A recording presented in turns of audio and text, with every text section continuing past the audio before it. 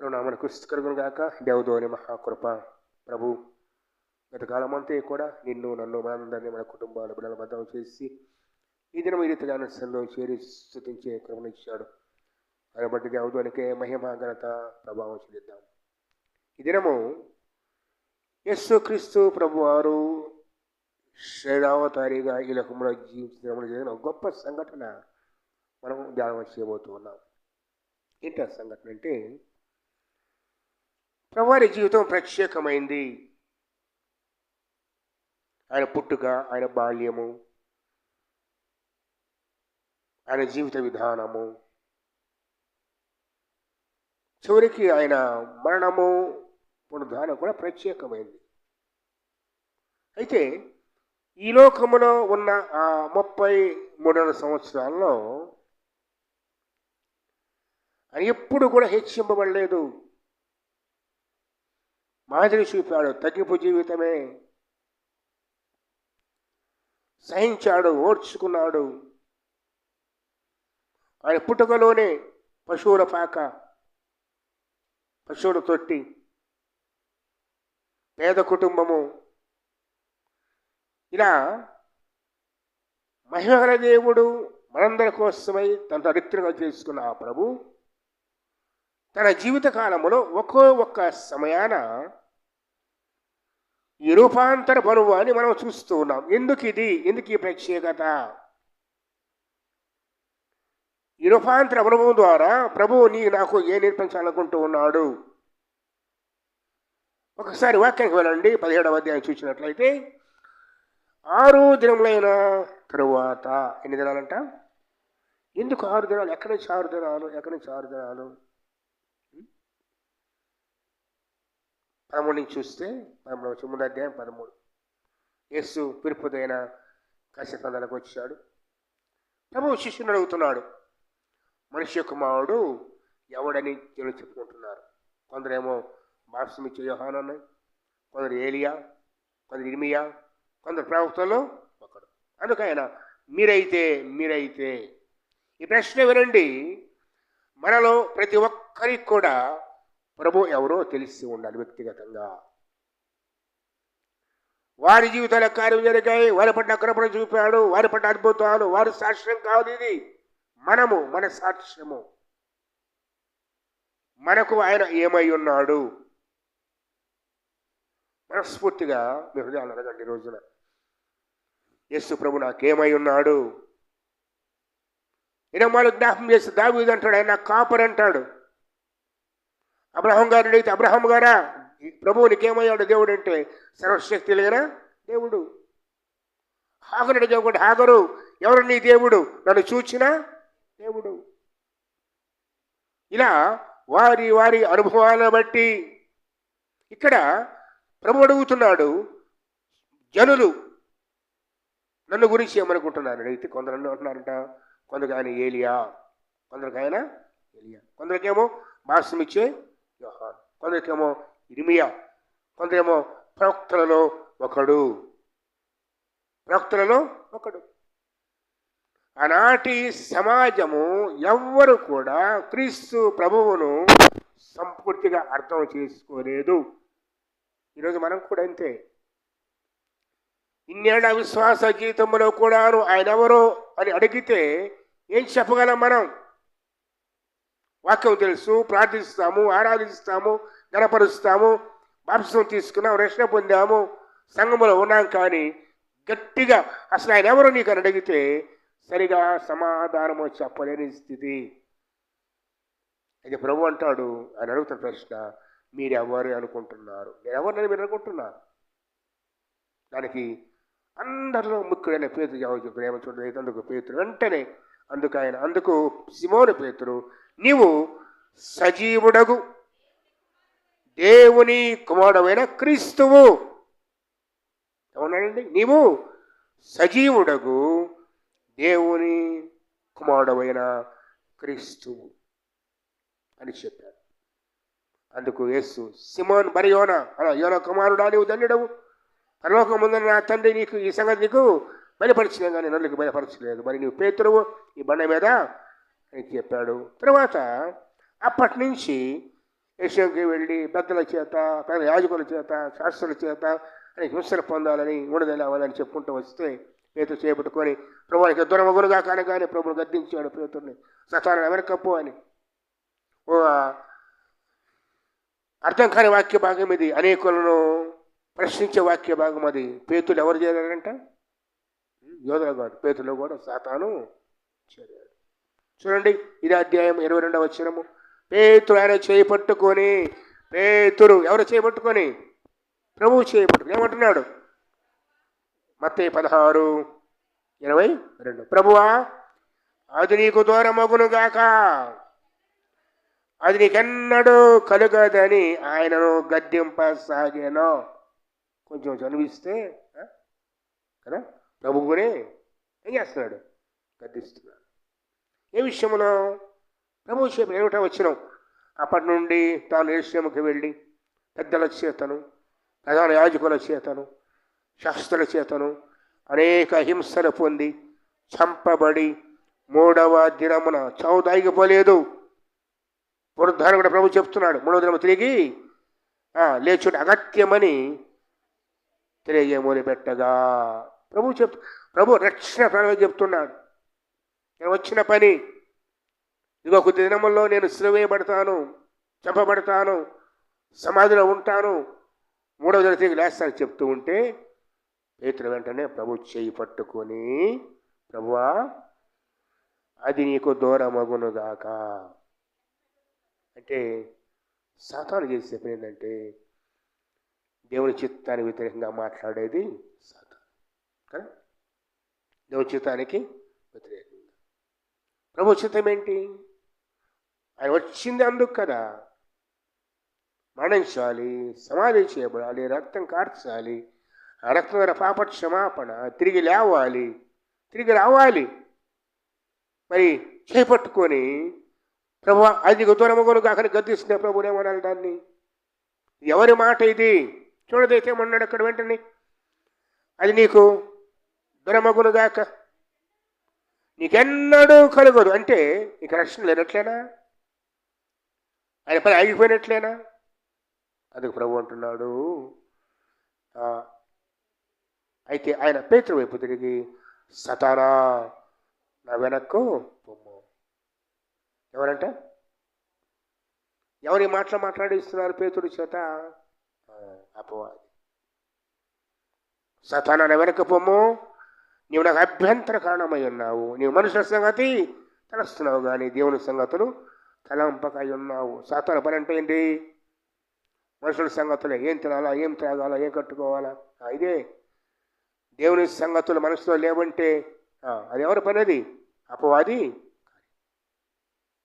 దేవుడి చిత్తానికి వ్యతిరేకంగా, ఆయన రక్షణ ప్రణాళిక వ్యతిరేకంగా కేవలం మనసు గురించి ఆలోచిస్తూ, అనగా లోక సంబంధమైన మనసు పెట్టి దేవుని సంగతులు ఆలోచింపక అర్థం చేసుకోకపోతే అపవాది చేసే కార్యమని ప్రభు జ్ఞాపకం చేస్తున్నాడు.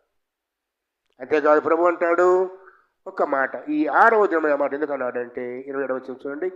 మనుష్య కుమారుడు తన తండ్రి మహిమ గలవాడై తన తొలతో రాబోవచ్చున్నాడు. అప్పుడు ఆయన ఎవరి క్రియలు చెప్పమని ప్రారంభించాడు. ఇక్కడ నిలిచి ఉన్న వారిలో కొందరు మనుష్య కుమారుడు తన రాజ్యముతో మహిమతో వచ్చిన చూచి వరకు మరణము రుచి చూడరు, అనగా చనిపోరు. అర్థమైంది మాట? ప్రభు చెప్పిన మాట ఇప్పుడు వ్యర్థమవుతుందా? కాదు కదా. ఈ 12 మంది గురించి ప్రభు వాడికి చెప్పాడు. కొందరు, ఇక్కడ ఉన్న వారిలో కొందరు మనుష్య కుమారుడు తన రాజ్యముతో వచ్చుట చూచు వరకు మరణమును రుచి చూడరు. ఈ మాట చెప్పిన 6 దినాలకు, ఈ మాట మహిమతో వచ్చుట చూచి వరకు మరణాన్ని రుచి చూడరు. ఆ 6 దినముల తర్వాత యేసు పేతురును, యాకోబును, అతని సహోదరైన యోహాను, ఈ ముగ్గురు ఎందుకో ప్రశ్న. 8 శిష్యుల్లో 3 అంతరంగిక శిష్యులు ఎప్పుడూ ప్రభుతో ఉండేవారు, కనిపెట్టుకుండేవారు. అంతేకాదు ఈ 3 ద్వారా దేవుడు గొప్ప కార్యము చేయబోతూ ఉన్నాడు. 10 మందికి పని ఇచ్చాడు, కానీ ఈ 3 ప్రత్యేకమైన పని. ఏంట పని? మొట్టమొదటేమో పేతురు పని ఏంటండి? నువ్వు రాయివి, ఈ రాయి మీద నా సంఘాన్ని కడతాను. అన్ని జనులకు స్వార్థ ప్రకటించిన మొట్టమొదటి పేతురు గారే, కొర్నేలి కుటుంబానికి. యాకోబు, ఎవరు యాకోబు? మొట్టమొదటి హతసాక్షి కదా. స్టెఫను తర్వాత శిష్యులలో మొట్టమొదటి హతసాక్షి ఎవరు? యాకోబు. 3వదిగా యోహాను. యోహాను ఎవరు? యోహాను హతసాక్షి కాదు. యోహాను ఎవరు?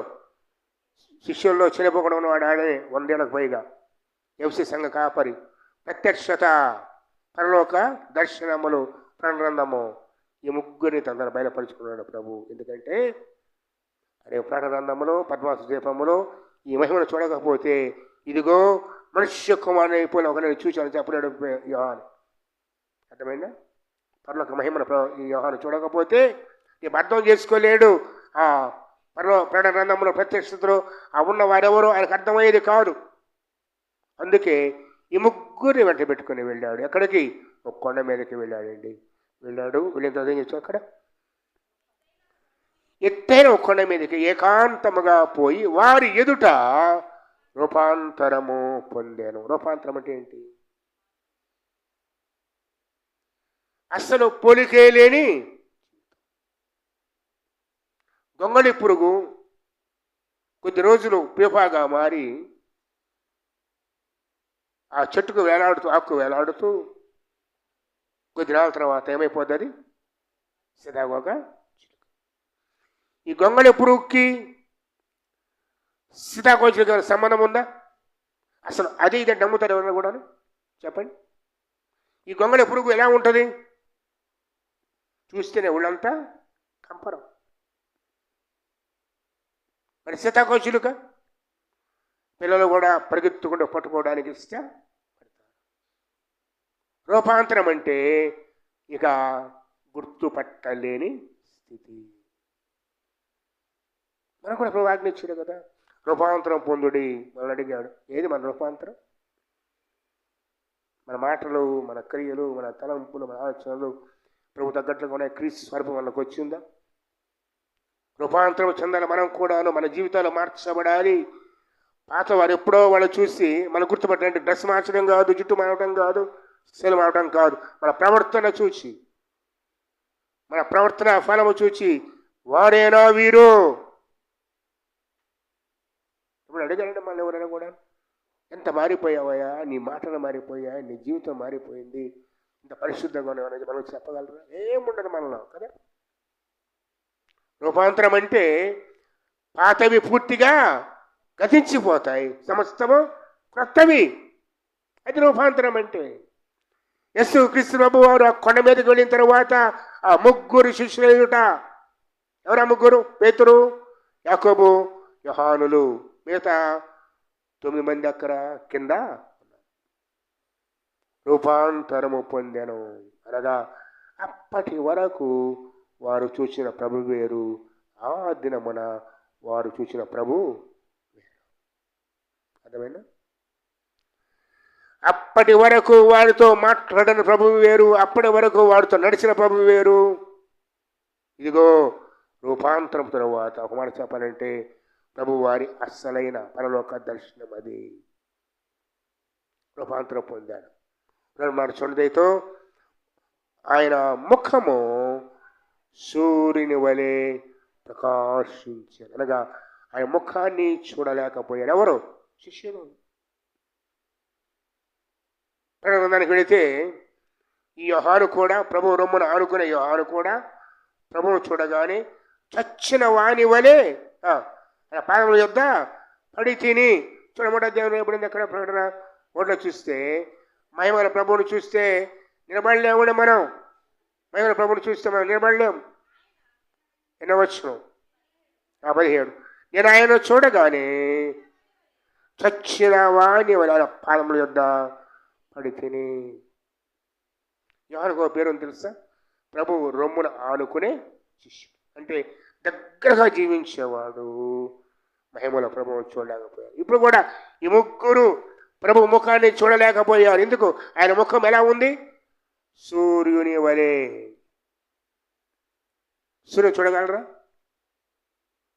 మంచి ఎండగా ఉన్నప్పుడు, సూర్యుడు ప్రకాశిస్తూ ఉన్నప్పుడు చూడు చుట్టానికి భయపడదు. కళ్ళు పోతాయి, మనకి కంటి పొర దెబ్బతింటుంది. అంతేకాదు, ఆయన వస్త్రములు వెలుగు వలె తెల్లని వాయను.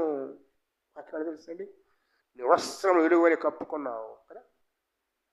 ఆదాహాలు కోల్పోయింది ఇదే తెలుసా? ఈ వస్త్రాలు కోల్పోయింది ఆదాహాలు ఏదైనా తోటలో. ఎందుకు వారు దిగంబరులు అయ్యారంటే ఈ వెలుగు వస్త్రాలు వారు విడిచిపెట్టిపోయి ఎప్పుడు ఆయన ఆజ్ఞను అతిక్రమించబట్టి.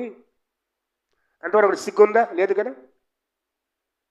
ప్రభు ఆయన పోలిక, ఆయన స్వరూపం, ఆయన వస్త్రాలే వెలుగు. వారికేం తెలియలా. ఎప్పుడైతే ఆజ్ఞ అతిక్రమించారో అన్ని విడిచిపెట్టిపోయాయి. అప్పుడు వారు దిగంబరులమని తెలుసుకున్నారు. ఇక్కడ ప్రభు వారు చూడ మహిమ దర్శనం ఇది, పరలోక దర్శనం ఇది. ఆయన ముఖము సూర్యుని వలె ప్రకాశిస్తూ ఉంది. ఆయన వస్త్రములు వెలుగు వలె తెల్లని వాయను. అంతేకాదు, ఇద్దరు మనుష్యులు వచ్చి ప్రభుతో మాట్లాడుతూ ఉన్నారు.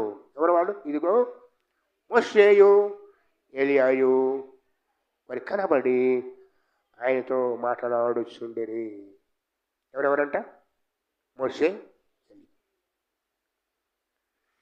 కొంచెం లోతుగా ఈ వాక్యాన్ని ధ్యానం చేద్దాం.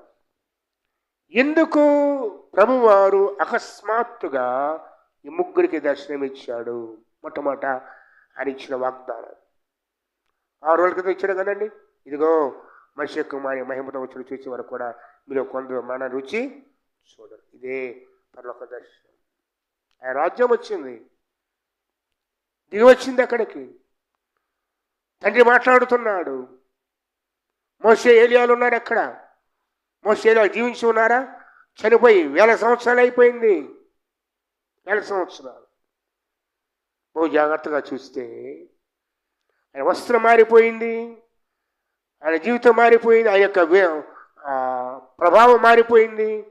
ఎందుకంటే దేవుడు, తండ్రి అయిన దేవుడు తన కుమారుని ప్రత్యక్షము చేయదలుచుకున్నాడని ఎవరో. ఇందాక జనులు ఏమన్నారు? కొందరు మోషే అన్నారు, కొందరు ఏలియా అన్నారు. అర్థమైందా? కొందరు మోషే, కొందరు ఏలియా, కొందరు ఇర్మియా, కొందరు ప్రవక్తలు ఒకడు. కానీ తండ్రి అంటాడు, కానే కాదు, ఇతడు నా ప్రియ కుమారుడు అని ప్రకటించడానికి ఆ దర్శనము. క్రీస్తు ప్రభు ఎవరో తెలుసుకోవటానికి, ఈ దర్శనం చూసిన వారు సాక్ష్యం ఇవ్వటానికి, ఈ మహిమను చూసిన వారు జీవితకాలం అంతా కూడాను ఆయనకు లోబడి ప్రేమించి ఆయన కోసం ప్రాణం ఇవ్వటానికి, ఆయన కోసం బ్రతకటానికి దర్శనమిచ్చాడు. ఎవరికైనా మీరు కృపావరాలు అనుకోండి, ఆత్మవరాలు అనుకోండి, ఏం చేయాలి? కృపావరాలు, ఆత్మవరాలు ఆయన కోసం పడాలి.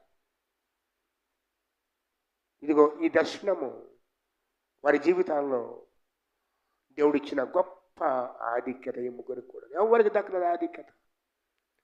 క్రీస్తు వారు ఉండగానే ఆయన పరలోక దర్శనము. ఇదిగో ఆయన ఏమై ఉన్నాడో,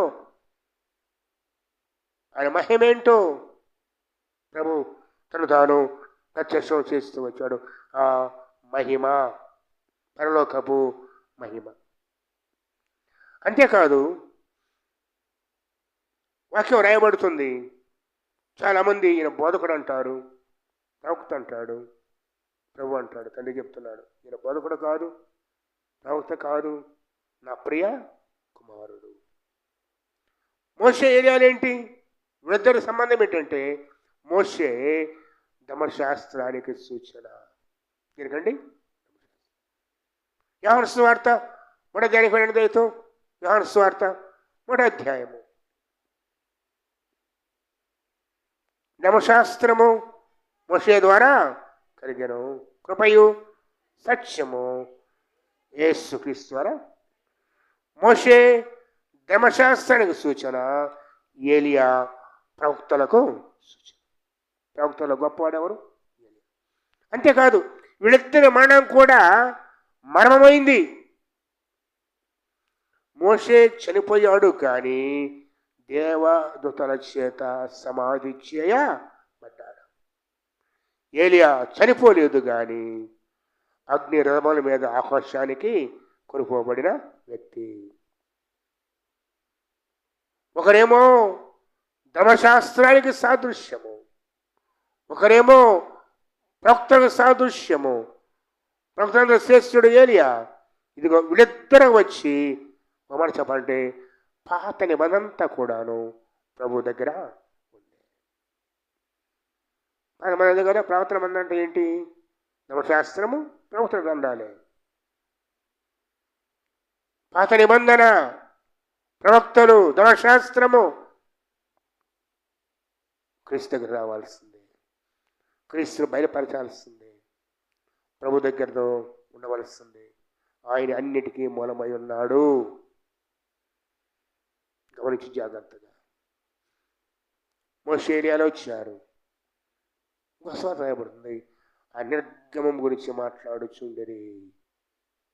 దినంలో ఆయన పొందే శ్రమలు, ఆయన మరణము, ఆయన పునరుద్ధానము, ఇవన్నీ వారితో మాట్లాడుతున్నాడు ప్రభు వారు.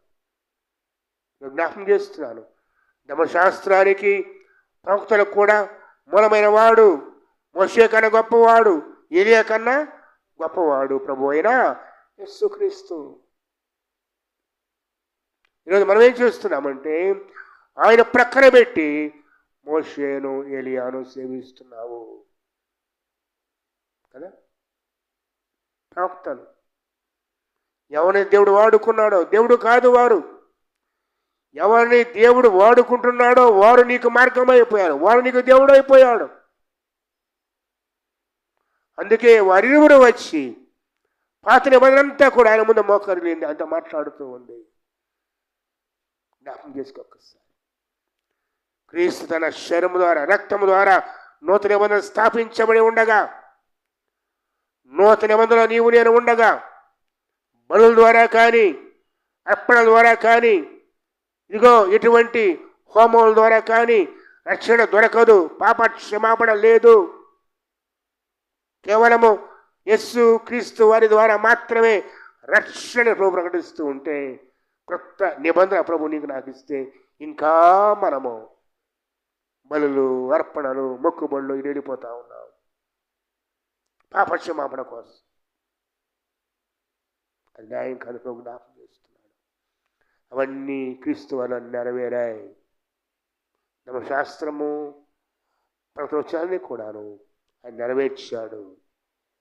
కాబట్టి మనకు గురి గమ్యము క్రీస్తు ప్రభు వారే. క్రీస్తు ప్రభువు తప్ప మరొక ఆధారం మనకు నీకు నాకు లేదు. మోషే అయినా సరే, ఇశ్రాయేలుకి మోషే దేవుడు కదండి.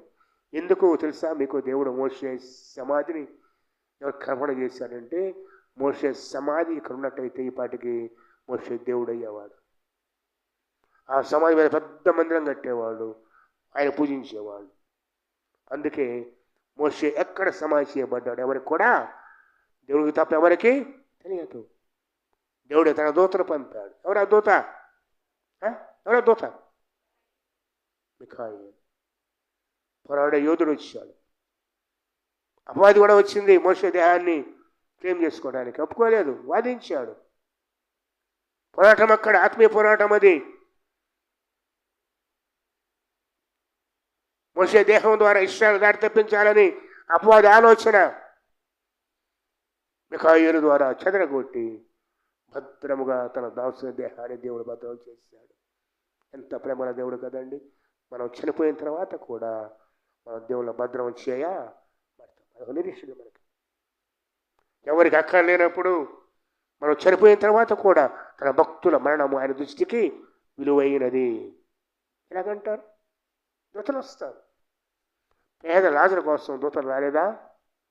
మోషే కోసం అయితే మిఖాయేలు రాలేదా? ఆయన భక్తుల మరణం ఆయన దృష్టికి విలువ. అందుకే ఆయన తగినట్లుగా బ్రతకాలి, ప్రభువునే ప్రేమించి సేవించాలి, ఆయన ఆరాధించాలి. ఈ మహిమల ప్రత్యక్షతలో మోషే ఏలియాలు మనకు దిగి వచ్చి ఆ పర్వతం నిలువబడి మాట్లాడుతున్నారు, ప్రభుతో మాట్లాడుతున్నారు, ఆయన సలహా తీసుకుంటున్నారు, ముచ్చటిస్తున్నారు ప్రభువుతోటి. ఒక మాట చెప్పాలంటే పాత నిబంధన అంతా కూడా ప్రభులో నెరవేరింది. కొత్త నిబంధన ప్రభు రాయబోతున్నాడు. అది అంటాడు కదండి, ఆ ప్రభుల సమయాన్ని ప్రభు అంటాడు, ఈ రక్తము నా కొత్త నిబంధన రక్తం ఇది. జ్ఞాపం చేసుకోదైతే ఇంకనూ క్రీస్తువును అంగీకరించకుండా, పరిపూర్ణంగా ఆయన మీద ఆధారపడకుండా ఆచారములతోటి వ్యర్థమైన వాటితో జీవిస్తున్నామేమో. ఈ మహిమగల ప్రత్యక్షత, ఈ రూపాంతర ప్రభుని జ్ఞాపం చేస్తున్నాడు. ఆయన ఒక్కడే, ఆయనే సేవించాలి. ఆయన మహిమగల రాజు, ఆయన మహిమగల రాజు. నిన్న నేడు నిరంతరము ఏకరీతిగా ఉన్నవాడైనా జ్ఞాపం చేస్తుంది. క్రిస్టాలు అయిన సభ్యులు తెలుసు అంటే క్రీస్తు శాస్త్రం. ఈ క్రీస్తు శాస్త్రంలో 3 భాగాలు ఉంటాయి. ఒకటేమో ఆయన రాకముందు, బిఫోర్ ఇన్కార్నేషన్, ఏంటంటే క్రీస్తు వారు పుట్టక ముందు. ఎక్కడున్నాడు పుట్టక ముందు? ఆయన చాలా అనుకుంటారు యేసు ప్రభు ఇదిగో మరి గర్భాన్ని పుట్టిన తర్వాతే ఆయన అనుకుంటారు. కానీ పుట్టక ముందు కూడా ఆయన దేవుడై ఉన్నాడు. సృష్టి యావత్తు పుట్టక మునుపు మనం అర్థం చేసుకోవడానికి, మనం నేర్చుకోవడానికి ఆయన తరువాత ఆయన ముందని రాశారు తప్పితే ఆయన యుగాలు జీవించే అబ్రహాము ముందున్నాడు, ఆదాము ముందున్నాడు. ఆయన సృష్టిలో ఏది చేయకూడదు ప్రభు ఉన్నాడు. ఆయన వాక్యమైన దేవుడుగా ఉన్నాడు. ఆయన కుమారుడుగా ఉన్నాడు. ఆయన లేకుండా సృష్టిలో ఏది జరగలేదు. ఈ సత్యాన్ని బయలుపరచడానికి ఈ ముగ్గురికి ప్రభు రూపాంతరము చెందిన అనుభవానికి తీసుకువచ్చాడు. మహిమల ప్రభువును చూడగలిగారు, మహిమల ప్రభువును చూస్తూ ఉన్నారు. ఇదిగో ఎలియా ప్రవక్తలు సూచిస్తూ ఉంటే, మోషే ధర్మశాస్త్రాలు సూచిస్తూ ఉంటే, ఇరువురు ప్రభుతో మాట్లాడుతూ ఉండగా ఆశ్చర్యపోయి శిష్యులు చూస్తూ ఉన్నారు. పేతురు అంటాడు, వెంటనే చూడదేతో మాకే వెళ్దాం. పేతురు ఈ అనుభవానికి రాగానే చాలామంది ఇలాంటి అనుభవం వచ్చిన తర్వాత ఇంకక్కడే ఉండిపోదాం అనుకుంటారు. అప్పుడు పేతురు, ప్రభువా మనము ఇక్కడ ఉండుట, ఎక్కడ? ఆ కొండ మీద. ఎక్కడ ఉంటారంటే అండి, ప్రభువా మనము ఇక్కడ ఉండుట మంచిది. అంతేకాదు, నీకు ఇష్టమైతే ఇక్కడ నీకొకటి, మోషేకొకటి, ఏలియాకొకటి 3 పర్ణశాలలు కట్టుదమో. ఇంకెందుకు వద్దయా? కిందకి వద్దు. నీ మహిమను చూచిన తర్వాత, మనసా నేను గాంచిన తర్వాత, నీ పరలోక మహిమ, ఆ వెలుగు, మరొక దర్శనాన్ని చూసిన తర్వాత ఇక లోకంతో మాకు పని. ఇక్కడే ఈ ఎత్తైన స్థలములో ఈ అనుభవంలో ఉండిపోదాం ప్రభు అని పేతురు అంటున్నాడండి కదా. నిజమే. కానీ ప్రభు ఒప్పుకోలేదండి. ఎందుకంటే వెళ్ళాలి కిందకి, ఇంకా చాలా పని ఉంది కదా, ఇంకా చాలా పని. అంటే పని ఇంకా పని ముగిలేదు కదా. పని ముగిసిన తర్వాత మహిమలో ఆత్మీయభావాలు వస్తాయి. ప్రభు మాట్లాడతాడు, సంధిస్తాడు. ఇంకా చాలా అనుకుంటావేమో, ప్రభు అంటాడు ఇంకా పని ఉంది. ఆ పని ముగిసిన తర్వాత అప్పుడు నా దగ్గర అక్కడే నిజమైన అసలు విశ్రాంతి నేను ఇస్తాను ప్రభు కదా. లోకంలో ప్రభుత్వం జీవిస్తూ ఉంటే ఇలాంటి అనుభవాలు నీకు నాకు ఇస్తాడు ప్రభు. ఆయన మాట్లాడతాడు, మనతో ఉంటాడు, ఆయన సరిది అనుభవిస్తాం, ఆయన స్వరాన్ని వింటాము, ఆయన బలపరుస్తూ నడిపిస్తూ ఉంటాడు. అంత ఆగిపోవడానికి లేదు. మనకి ఇచ్చిన పని తిరిగి కొనసాగించాలి. చూడేమన్నాడు అక్కడ. అప్పుడు పేతురు, ప్రభువా మనం ఇక్కడ ఉండుట మంచిది. ఎక్కడ ఉండాలంటే ఇక నేను కిందకే వెళ్ళాను, ఇక ఈ లోకంతో నాకు పని లేదు ప్రభువా, ఎక్కడ ఉంటే నాకెంతో మేలు. ఈ దర్శనము, ఈ అనుభవాన్ని విడిచిపెట్టి పోలేను నేను అంటూ ఉంటే, అంతేకాదు 3 పరిశ్రమగా ప్రభువాన్ని కూడా అక్కడ ఉంచడానికి తీర్మానం చేసుకున్నాడు. ప్రభువాన్ని కూడా నీకొకటి, మోషేకొకటి, నేను కూడా 3 పరిశ్రమలు కట్టేస్తామయ్యా, మరి ఇక్కడే ఉందాం, ఇంకా నిన్ను సేవిస్తా, ఇక్కడ ఉంటామేమి ఇంకా అని తెలియకుండా మాట్లాడుతూ ఉన్నాడు పేతురు గారు. అంతేకాదు ఇంకా మాట్లాడుచుండగా ఇదిగో ప్రకాశమానమైన ఒక మేఘము వారిని కమ్ముకొనెను. ఏమొచ్చిందంటండి? ప్రకాశమానమైన మేఘము. ఆయన ఎలా వస్తాడు? మేఘాలలో వచ్చే మేఘములు తన వాహనంగా చేసుకున్న దేవుడు. మేఘం వచ్చి మరి కమ్మేసింది. అక్కడి నుంచి ఆ మేఘంలో నుంచి ఒక స్వరము. ఏంటా స్వరం? ఎవరు మాట్లాడుతున్నారు? తండ్రి అయినా దేవుడు. ఏమని? ఇదిగో ఈయన నా ప్రియ కుమారుడు, ఈయన ఎందుకు ఆనందిస్తూ ఉన్నాను, ఈయన మాట వినుడి. బాప్తిస్మ సమయాన్ని ఏ స్వరం వినబడింది? యోహాను బాప్తిస్మ ప్రభుత్వం. యోహాను బాప్తిస్మ ప్రభు వారికి ఆకాశం దూరబడింది, ఆత్మ పౌలు దిగి వచ్చింది, ఒక స్వరం విన్నారు. యేసు బాప్తిస్మ పొందిన వెంటనే నీళ్ళలో నుండి ఒడినగా వచ్చాను, ఆకాశము తెరవబడెను, దేవుని ఆత్మ పావురు వలె దిగి వారి మీద వచ్చి చూచాను. మరియు ఇదండి, ఇదిగో ఈయనే నా ప్రియ కుమారుడు, ఈయన యందు నేను ఆనందించుచున్నాను అంటే అంతవరకే. ఇక్కడ కలిపాడు. ఇంకో మాట చెప్పాడు తండ్రి, ఏంటంటే ఈయన మాట వినుడి, ఈయన మాట వినుడి. అక్కడేం చెప్పాడు? ఈయనే నా ప్రియ కుమారుడు, ఈయన యందు నేను ఆనందిస్తున్నాను. మాట చెప్పాలంటే క్రీస్తు వారి జీవితము తండ్రిని సంతోషపెట్టే జీవితం, అంతేనా కదా? క్రీస్తు ప్రభు వారి జీవితము తన తండ్రిని సంతోషపెట్టే జీవితము.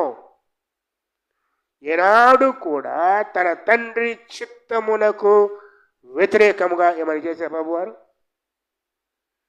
మనము కూడా ఆఖరికి తండ్రి నీకిష్టమైతే, నీ చిత్తమైతే, అవునా కదా?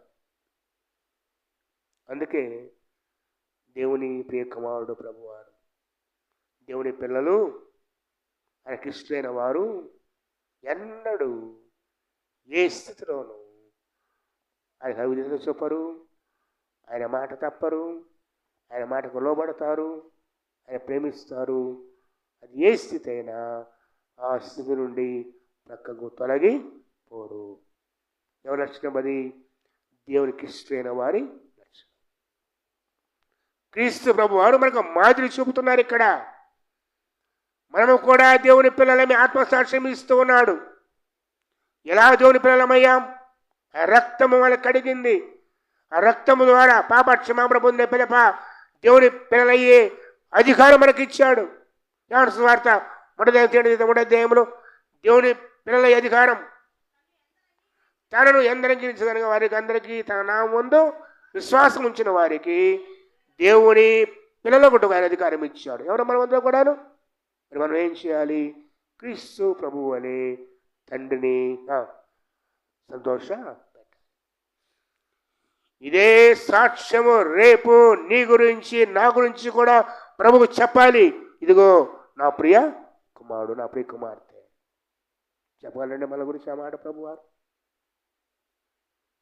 మన శ్వాసం ఆశుండై ఉండి మన పేరు పెట్టి పిలిచి ఇదిగో నా ప్రియ కుమారుడు. ఎంత గొప్పది అనేది కాదు అది. ఆలోచించి ఒక్కసారి. ఆయన పిల్లలు మనమందరం కూడాను ఆయన కృష్ణమైన పిల్లలుగా ఉండాలి. ఆయన మాట వినాలి, ఆయన మాట మాత్రమే వినాలి. మోషే మాట కాదు, ఏలియా మాట కాదు, ప్రవక్తల మాటలు కాదు, బతుకుల మాటలు కాదు. క్రీస్తు మాటకు, వాక్యానికి లోబడే జీవితము. ఈరోజు ఎవరి స్వరం వింటున్నావు నువ్వు? వాక్యాన్ని పక్కన పెట్టి దేవుని వాక్యాన్ని త్రోసివేసి ఎవరేం మాట్లాడుతుందే నీకు వాక్య జ్ఞానము లేదు. ఇది సరైందా కాదా, ఈ దేవుని మాట కాదా, ఆలోచన లేనే లేదు. లోకంలో ఎన్నో స్వరాలు ఉన్నాయి, ఎన్నో వినబడుతూ ఉంటాయి. కానీ ప్రభు మాట్లాడతాడే మెల్లని స్వరము ద్వారా నేను సరిచేయటానికి, నిన్ను మార్చటానికి, నిన్ను ప్రేమించి తనకిష్టమైన కుమారుత చేసుకున్నాను మాట్లాడతాడే. ఆ మాట వింటే మనకెంత మేలో. ఎవరి పత్రిక 3వ అధ్యాయము 3వ వచనానికి వెళ్ళినట్లయితే, పూర్వకాలమందు నానా సమయముల్లో నానా విధములుగా మన పితరుల ద్వారా ప్రవక్తల ద్వారా మాట్లాడిన దేవుడు ఈ దినములంతమందు ఆ కుమారుడు, ఎవరా కుమారుడు? ప్రభు అయిన యేసుక్రీస్తు. ఆయన మాట వింటే బ్రతుకుతాము. దినములంతమంది అంత్యదినములలో క్రీస్తు ద్వారా ప్రభువు నీతో నాతో మాట్లాడుతూ ఉన్నాడు. క్రీస్తు ప్రభు ద్వారా. ఆదాము భార్య మాట విన్నాడు, ఏమయ్యాడు చెప్పండి? ఆదాము ఎవరి మాట విన్నాడండి? బైబిల్ తన భార్య మాట విని తినవద్దన ఫలమును తిన్నాడు. రెహబాము ఎవరి మాట విన్నాడు? ఎవరు రెహబాము గుర్తుందా? రాజైన సొలొమోను కుమారుడు. ఎవరి మాట విన్నాడు? స్నేహితుల మాట. పెద్దల మాట త్రోసివేసి స్నేహితుల మాట విని నా తండ్రి నడుము కన్నా నా చీకటి వేలు బరువు. సొలొమోను అలా ఉన్నాడు, కానీ బహు కఠినుడు. భయంకర దాసత్వం చేయించాడు పరివారం చేత. ఎంత బిల్డింగ్లు కట్టడం కదా పని అంతా కూడాను. దేవాలయం కట్టడం, 13 రాణి మందిరం, ఆ నివాసం, నగరు కట్టిస్తూ ప్రజల చేత కఠిన దాసత్వం చేయించాడు. అది విరక్తి కలిగింది ప్రజలకి. సొలొమోను చనిపోయాడు, కుమారుడు రాజ్యం ఎక్కాడు రెహబాము. పెద్దలందరూ వచ్చారు, అయ్యా మీ తండ్రి మమ్మల్ని చాలా కష్టపెట్టాడు, నువ్వు అలా చేయొద్దు దయచేసి, నువ్వు అలా చేయకుండా ఉండి మమ్మ కాస్త నెమలిచ్చామంటే మేము జీవితాన్ని దాసులుగా ఉంటాం అంటే, సరే 3 రోజులు ఆగిరండి చెప్తానని చెప్పి ముందుగా పెద్దలను పిలిపించాడు. మంత్రుల్ని పెద్దల్ని పిలిపించి అడిగితే వాళ్ళు అంటారు, అయ్యా వాళ్ళ మాట ఒప్పుకో, మీ తండ్రి చాలా కష్టపెట్టాడు, విసుగున్నారు ప్రజలందరూ కూడాను, నువ్వు రాజ్యం నిలబడాలంటే వాళ్ళు చెప్పిన మాట ఒప్పుకో అంటే, సరే మీరు ఇప్పుడని చెప్పి తన తోటి స్నేహితుని పిలిచాడు. ఎవరిని? స్నేహితుల్ని. వాళ్ళ వయసు ఎంత? ఈయన వయసు స్నేహితులు అంటే. ఇప్పుడు మీరు ఉన్నారనుకోండి కాలేజీలో, కాలేజీకి వెళ్ళి ఎంతమంది ఉన్నారు చెప్పండి? స్కూల్ కాలేజీకి వెళ్ళి ఎంతమంది ఉన్నారు చెప్పండి? చేతులు ఎత్తండి ఒకసారి, చేతులు ఎత్తండి. స్కూళ్ళకి కాలేజీకి వెళ్ళే పిల్లలు చేతులు ఎత్తండి. కనపడ్డ సగంగా కాదు, పైకల్లా ఎంతమంది ఉన్నారు కదా. మీరు ఎవరి మాట అంటారు? తల్లిదండ్రుల మాట, స్నేహితుల మాట? ఖచ్చితంగా చెప్పండి. మీరు మా మాట లేదు. నీ వయసు వాళ్ళే ఏం తెలుసు వాళ్ళకి? నీ వయసు వాళ్ళే స్నేహితులు అంటే కదా. ఏం తెలియదు వాళ్ళకి, లోకం తెలియదు, లోకజ్ఞానం ఉండదు, వాళ్ళ మాట అంటావు కానీ పెద్దవాళ్ళ మాట వినవు. అయ్యగారు కూడా అదే చేశాడు. స్నేహితులు పిలిచి తన తోట వాళ్ళని పిలిచి ఏం చేద్దాం ఇటు అడిగారంటే, మళ్ళీ కూడా నువ్వు ఎందుకు ఒప్పుకుంటావు, వాళ్ళ గురించి నువ్వు తక్కువ, నువ్వు రాజువే, నువ్వు రాజువే, ఒప్పుకోవని చెప్పు, నా తండ్రి కన్నా ఇంకా గొప్ప దాసత్వం పెడతానని చెప్పనేసరికి దెబ్బకు రాజ్యం 2 ముక్కలు. ఎవరి మాట విని? స్నేహితుల మాట కదా. గుర్తుంచుకో, మనం కూడా ఎక్కడ భ్రష్టం అవుతామంటే దేవుని మాట విడిచిపెడితే భ్రష్టం అయిపోతాం. దేవుడు అన్నాడు, మీరు నాకు ఇష్ట పిల్లగా ఉండాలంటే యేసయ్య మాట, ఇదిగో ఈయన నా ప్రియకుమారుడు, ఈయన మాట వినుడే, ఈయన మాట వినుడే. నమ్మలేం.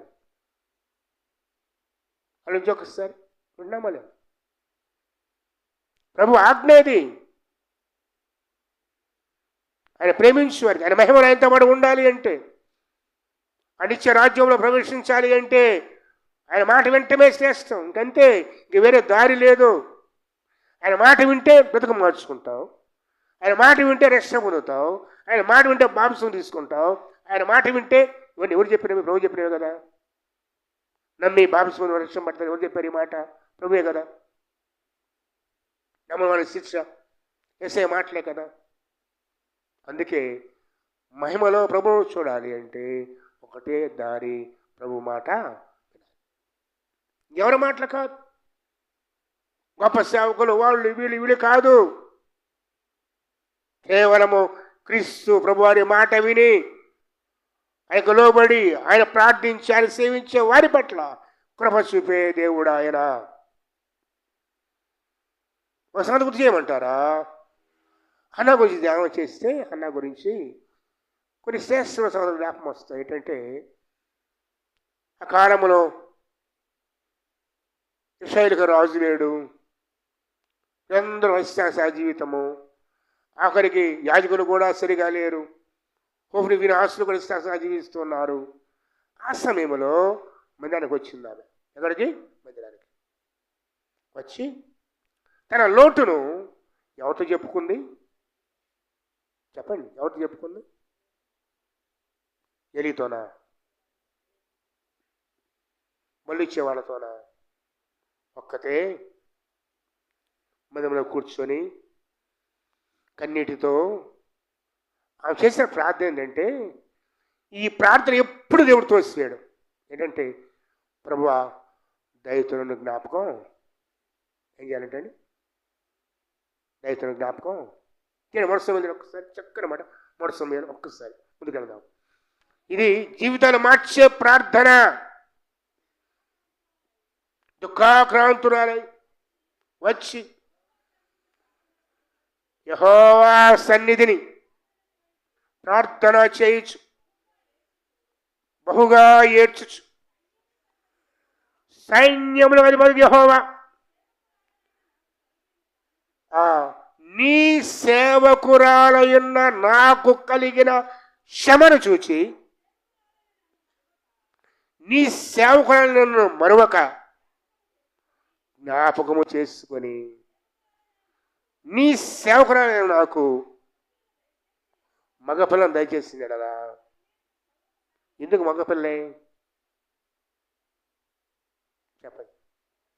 ప్రభువా ఎవరైనా పర్లా, ఏం కావాల్సింది నింద పోవాలి, అంతే కదా.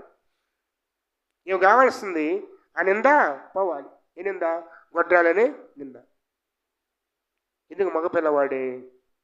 ఒక మొక్కుబడి అక్కడ. ఎందుకంటే మగపిల్లలే దేవుని చిన్న పరిచర్య చేయాలి. ఆడపిల్లలు ఇస్తే నష్టం, కానీ నాకే ప్రయోజనం. కానీ మగబడిని ఇచ్చావా, నీకు ఇచ్చేస్తాను.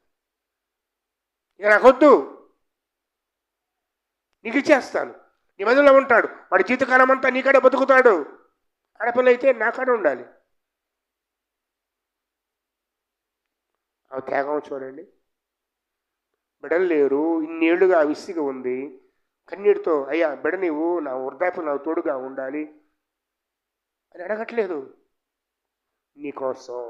కోసం అంట ఇప్పుడు నా కోసం కాదు, నీకోసం. జ్ఞాపకం చేసుకొని ఒక మగబిడ్డని ఇస్తే తర్వాత చూడండి, అక్కడే వెంటనే ఆ ప్రార్థనలోనే వాణి తల మీదకి మంగళ కత్తి రానియక వాడు బ్రతుకుదములన్నీ నీకు అప్పగిచేస్తానంతే. మొక్కుబడి కదా. ఎవరి కోసం ఉంటా బిడ్డ? చెప్పండి, ఎవరి కోసం అంట? చెప్పడమ్మా. ఎందుకు దేవుని కోసం అనుకుంది? ఆ కాలంలో యాజకులు భ్రష్టులు అయిపోయారు, ఏలి మస్తువాడు అయిపోయాడు, పరిశుద్ధము లేదు, జనులు విసిగిపోతా బలి ఇవ్వటానికి అనుకుంది, ప్రభువా మందిరం పాడైపోతుంది, ప్రజలు నీకు దూరం అయిపోతున్నారు, నువ్వు బండిచ్చావంటే నీ ప్రతిష్ఠితున్న వాడు తిరిగి నీ మందిరాన్ని కడతాడు, వాడు తిరిగి నీ పరిచర్య చేస్తాడు, వాడు నీ కోసమే. మాట ఏందండి? ఎవరి మీద, ఎవరి పని మీద దృష్టి పెట్టింది? తన గురించి కాదు, దేవుని పని కోసం. దేవుని పని కోసం శ్రేష్టమైనవి. దేవుని కదిలించే ప్రార్థన అది. నా కోసం కాదు, నీ కోసం. నా కోసం కాదు. అందుకే ఆయన అర్థం చేసుకోవాలి, పరిచయం అర్థం చేసుకోవాలి, సంఘాలు ఎలా అర్థం చేసుకోవాలి. సంఘం రక్షణ కోసం ప్రార్థన చేస్తే ప్రభు క్రొసపే దేవుడుగా ఉంటాడు. అంతే కదా. అదే జరిగింది ఆమె జీవితంలో. మరుసటి ఏడుకే క్రొసపాడు, పాలు మారాడు. పాలు మారిన పసివాడిని తీసుకొచ్చి ఇదికి అప్పగించింది. ఇదిగో ఇప్పుడు ప్రతిష్ఠ ఇక నీ దగ్గరే. సంవత్సరానికి ఒక్కసారి వచ్చి చూసిపోద్ది. ఎక్కడెవడు ఏ సమూయేలు దేవుని సన్నిధిలో పరిచర్య ఎప్పటి నుంచి? పాలు విడిచిన నాట నుండి. ఆయన మాట వినుడి, ఆయన సేవించుడి, ఆయనే ప్రేమించాలి, ఆయనకు లోబడాలి, ఆయన వాక్యాన్ని అర్థం చేసుకోవాలి, ఆయన ఎవరో తెలుసుకోవాలి, అర్థం చేసుకోవాలి. అంతేకాదు ఎనుబాల తర్వాత నువ్వు ఆగిపోవటం లేదు అంతటితోటి. పేతురు అంటున్నాడు, అనుభవం చాలు, ఈ కొండ మీదే జీవితాంతం ఉండిపోదామంటున్నాడు. కానీ ప్రభు అన్నాడు, కుదరదు, కిందకి ఇంకా చాలా పని ఉంది, ఇంకా చాలా పనులు ఉన్నాయి, చేయవలసిన పనులు చాలా ఉన్నాయి. అవి విడిచిపెట్టి అక్కడే కొండ మీద ఉంటానంటే ఎలాగా? పరసాలు కట్టుకుందామంటే ఎలాగా? వెళ్ళాలి కింద అన్న ప్రభువా. ఏదో ఉలక వెళదాం, మత్తయి సువార్త 17కి వెళ్దాం. చూడండి, 17లో ఏమంటున్నాడు పేతురు, ఈయన నా ప్రియ కుమారుడు, ఈయన ఆనందిస్తున్నాను, ఈయన మాట వినుడే. చూడండి ఏమంటున్నాడు ప్రభు వారు చెప్తుంది, దేవుడు చెప్తున్నాడు. ఎవరు వెంబడించాలి మనం ఈరోజు? ఎవరి మాట వినాలి? నువ్వు ప్రశ్నించుకో, ఎవరి మాట వింటున్నావు? ఎవరిని వెంబడిస్తున్నావు? ఎవరిని సేవిస్తున్నావు? ప్రభువునేనా? ప్రభు పేరు మీద వ్యర్థమైన వాటినా? ప్రభువు పేరు మీద వ్యర్థమైన కూడా ఉన్నాయండి అన్నాడు అహరోను. మోషే పర్వతం మీద దేవునితో మాట్లాడుతూ ఉన్నారు. ప్రభువారు పదాజ్ఞలు ఇస్తూ ఉన్నారు. దయించి అగ్నితో ఆయన మాట్లాడుతూ ఉంటే క్రింద అహరోను ప్రజలందరూ వచ్చి ఆ మోషన్ వాడు ఏమైపోయినా మాకు తెలియదయ్యా, మా ముందుగా ఒక దేవత కావాలంటే మరి ముక్కు పుడకలు పోగులతో పాటుగా పొగలతో విగ్రహం వచ్చి ఎక్కి అంటాడు, ఇదిగో మిమ్మను అగ్ని తెప్పించే దేవత ఇదే యెహోవా అని పేరు పెట్టాడు. దేనికి యెహోవా అని పేరు పెట్టాడు. పోత పోసిన దొడకి తేడిదేతో 32 తేడిదేతో మోషే చూసినప్పుడు ప్రజలు ఆర్యదక్కుడు వచ్చి మా ముందు నడుచుటకు నిర్మకాండ 32 దేవతను తయారు చేయము, ఐగుప్తుల నుంచి మమ్మల్ని రప్పించిన ఆ మోషే అనువాడు ఏమైనా మాకు తెలియదనను చెప్పిరి.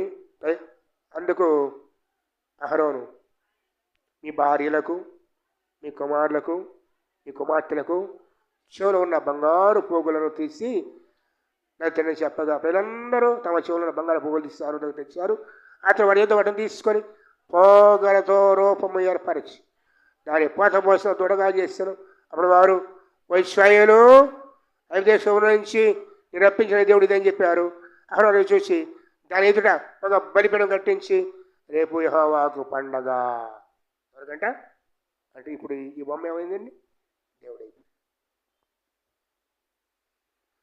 వ్యర్థమైన వాటిని ఆరాధిస్తూ కూడా అది వ్యర్థమని తెలుసుకోలేని స్థితి. ఇది కూడా దేవుని పనే, ఇది కూడా దేవుడే. మోసపోవద్దు. ఆయన మాట వింటే సరిచేయబడతాం. ఇందుకు ఎవరో అంటున్నాడు, ఆకాశం నుండి అమేఘంలో స్వరపడుతుంది, శిష్యులు హెచ్చరిస్తున్న స్వరము, గద్దిస్తున్న స్వరము, ఈయన ప్రియ కుమారుడు, నేను ఆనందిస్తున్నాను, ఈయన మాట వినుడే అనగా ఈయననే వెంబడించుడే. ఆయన స్వరం వినేవాడు ఏం చేస్తారు? ఆయనను వెంబడిస్తారు.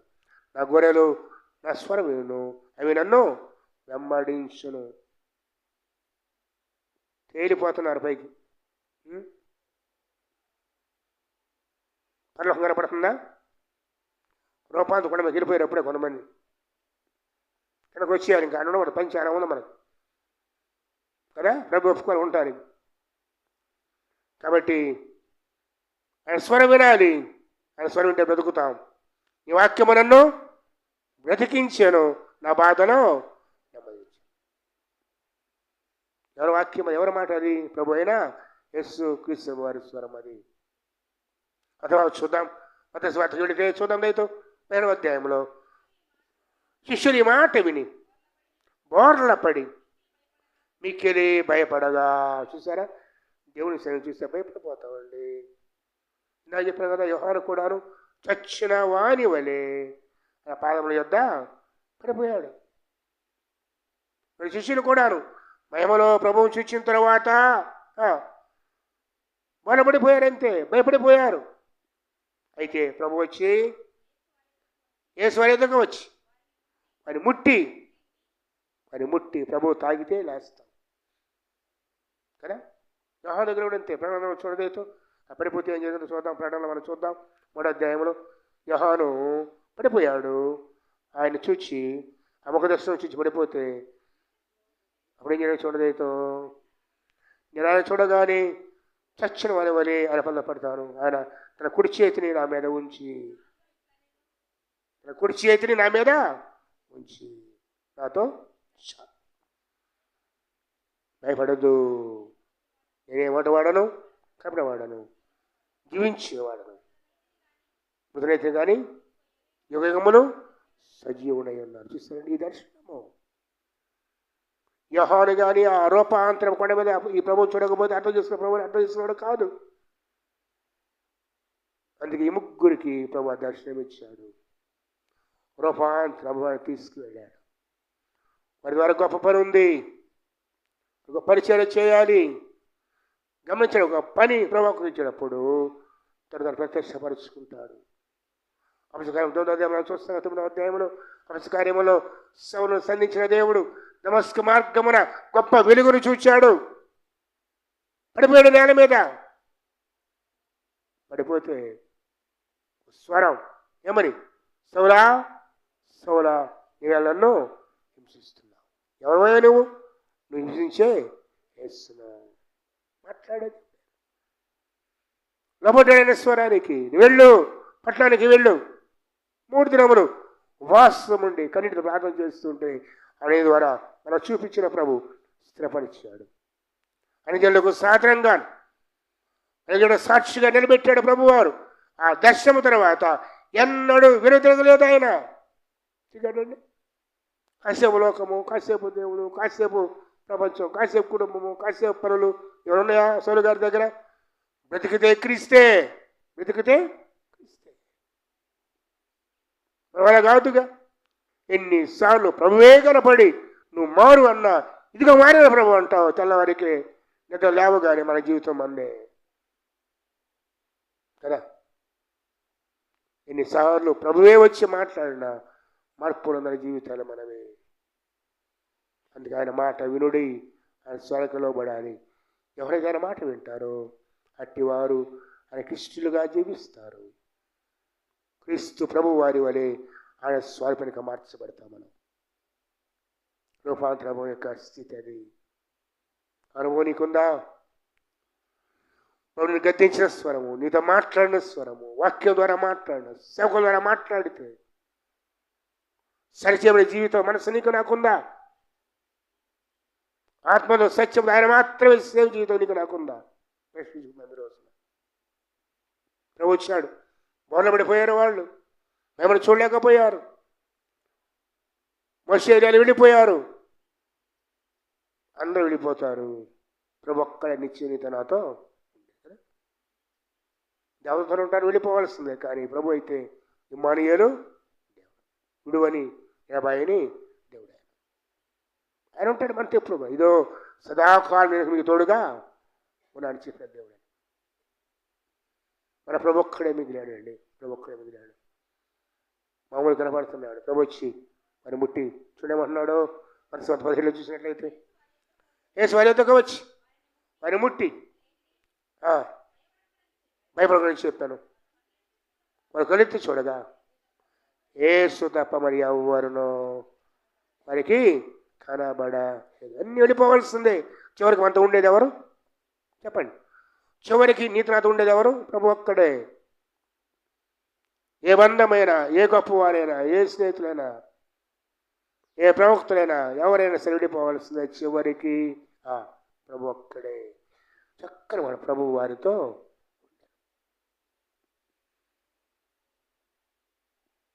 యేసు తప్ప మరి ఎవరు వారికి కనబడలేదు. అంటే చివరికి ఎవరు మనతో ఉండేది? ప్రభు ఒక్కడే. ఎవరు ఉండరు. తల్లి, తండ్రి, భార్య, బిడ్డలు, ఆస్తిపాస్తులు, ధనం ఇవేవి నీతో నాతో రావు. మన కనబడను కూడా కనబడతాయి అంటారా? చెప్పండి. చచ్చిపోయిన తర్వాత ఒకసారి ఆత్మ ఇది అనిపించిపోయిన తర్వాత ఎవరుంటారు నీతో నాతో? యేసు ఒక్కడే. ఎవరు? ప్రభు ఒక్కడే. ఆయన వదిలిపెట్టి, ఆయన విడిచిపెట్టి ఎంతకాలం దూరంగా వెళ్తావు ప్రభువుకి? అందుకే ఆయన మాట వినుడి. ఎవరి మాట? ప్రభు మాట. కింద దిగి వస్తున్నారు ఇక కొండ మీద నుంచి దిగి వస్తూ ఉంటే ప్రభు చెప్తున్నాడు ఏమని చూడదేతో, వారు కొండ దిగి వచ్చుండగా మనుష్య కుమారుడు మృతుల నుండి లేచి వరకు ఈ దర్శనము మీరు ఎవరికి చెప్పకూడదు, ఎవరికి ఆజ్ఞాపించాను. ఏం చెప్తున్నాడండి? ఎందుకంటే నమ్మరు, లోకం నమ్మదు. మనిషి కుమారుడు సిలువ వేడి తిరిగి మృతుల నుంచి లేచే వరకు అప్పుడు నమ్ముతారు తప్పితే మిగతా వారు నమ్మరు. అందుకే ఎవరితో చెప్పొద్దు ఆజ్ఞాపించాడు. శిష్యులు అంటున్నారు, అయ్యా మాకు అనుమానం, ఇప్పుడు ఏలియా గారు వచ్చారు కదా, మరి ధర్మశాస్త్రములో మలాకీలో చిట్ట చివరి పుస్తకంలో ఏలియా రావాలని ఉందే అని అడిగారు. చూడండి. అయితే అప్పుడు శిష్యులు ఇలాగైతే ఏలియా ముందుగా రావాలని శాస్త్రులు చెప్పుచుని అడిగారు. అందుకు ఆయన ఏలియా వచ్చి సమస్తమును చక్కబడిన వాడి నిజమే, ఆయనను ఏలియా ఇదివరకే వచ్చాను. ఎవరు ఏలియా? బాప్తిసమిచ్చే ఏలియా ఆత్మయు శక్తియు గలవాడు. చెప్తాడు ఇదివరకే వచ్చాను. వారికి ఎరుగక తనకు ఇష్టం వచ్చినట్లుగా అతని పైన చేసి మనిషి కుమారుడు కూడా అలాగే వారిని చేసి చిన్నపొందబోచున్నాడు. అప్పుడు ఆయన బాప్తిసమిచ్చే యోహాను గురించి తమతో చెప్పినని శిష్యులు గ్రహించిరి. ఎవరు మాట్లాడితే గ్రహిస్తాం మనం? ప్రభు మాట్లాడితే. మనకు అర్థం కానీ ఎవరు కానీ ప్రభుని అడగాలి. ప్రభువా నా జీవితం ఏంటి, నా పరిస్థితి ఏంటి తండ్రి, నీ ఆత్మీయ జీవితం కానీ యోగ సంగీత శ్రమలు కానీ ఆయన ముందు పెట్టు, ప్రభు దగ్గర పెట్టు. 10 మంది అల్లరి పడవద్దు, 10 మంది చెప్పి చులకన కావద్దు. నిత్యము నీతో ఉండే ప్రభు ఉన్నాడు కదా, ఆయన దగ్గర మోకరించి, ఆయన సన్నిధిలో మోకరించి, ప్రభువా నా అంతం ఏమవుతుందో తెలియజేయ ప్రభువా. భక్తుడు వెళ్తా కదండి, భక్తుడు ప్రభువా నా దినం అంతట్లు నాకు తెలియజేయి, నా స్థితి ఏంది ప్రభువా, ఈ స్థితిలో ఉన్నాను, నన్ను ఏం చేయమంటావు? మరొక మాట ప్రభుని అడిగిన తర్వాత, ఆయన ఒక మార్గం చూపిన తర్వాత, ఆయన మాట్లాడి దర్శించి నీకు వాక్ ఇచ్చిన తర్వాత ఎన్నడూ ఆ మార్గం పక్కకి తొలగొద్దా. కష్టమైన నష్టమైన ఏదైనా ప్రభువు చూపిన మార్గమే. ఎందుకంటే చివరి వరకు మనతో ఉండే ప్రభు ఆయన ఒక్కడే. రూపాంతరములు ఏపిస్తుంది చూడు జాగ్రత్తగా. ఆయన ప్రవక్త కాదు, ఆయన బోధకుడు కాదు. మోషే ఏలే కను గొప్పవాడు, ధర్మశాస్త్రి కను గొప్పవాడు. ఆయన యువజాలు జీవించే ప్రభు ఆయన దేవుని కుమారుడు యేసుక్రీస్తు. ఏలియా మోషేలు కూడా ఆయన సలహా తీసుకోవాలి. ప్రవక్త కను గొప్పవాడు ఆయన. ఆయన నిర్ణయమే చివరి నిర్ణయము. అంతేకాదు ఆయన మహిమలో రాబోతూ ఉన్నాడు. నిరంతరం మనతో ఉండే దేవుడు ఆయన. మనం వింటే ఆయన మాట మాత్రమే వినాలి. ఆయనకి లోబడి ప్రేమించాలి, ఆయన సేవించాలి. ఈరోజు మన స్థితి అంతా గుర్తిరిగి రూపాంతరము ద్వారా శిష్యులు నేర్చుకున్న సంగతి నేర్చుకొని ప్రభువా నన్ను దర్శించండి, నన్ను సరిచేయ ప్రభువా, నీకు ఇష్టమైన బతకాలి, నీ మాట వినాలి, నీ మాట వినే జీవితం దయచేయమని ప్రభువుని అడిగి నిత్యం ఆయన సేవిస్తూ స్తుతిస్తూ గణపరుస్తూ ఆయన మాత్రమే ప్రార్థిస్తూ ఆయన చిత్తాన్ని జరిగిస్తూ జీవిద్దాం. అటు కృప ప్రభువు నీకు నాకు నాకందరికీ దయచేయను గాక. ప్రార్థించుకొని అక్కడ ముగించుకున్నదైతే కూడా తల వంచి ఉండగా మోకరించి ఉండగా వ్యక్తపడిన వాక్యం కోసమై ఒకరిని ప్రార్థన చేయమని కోరుతాను.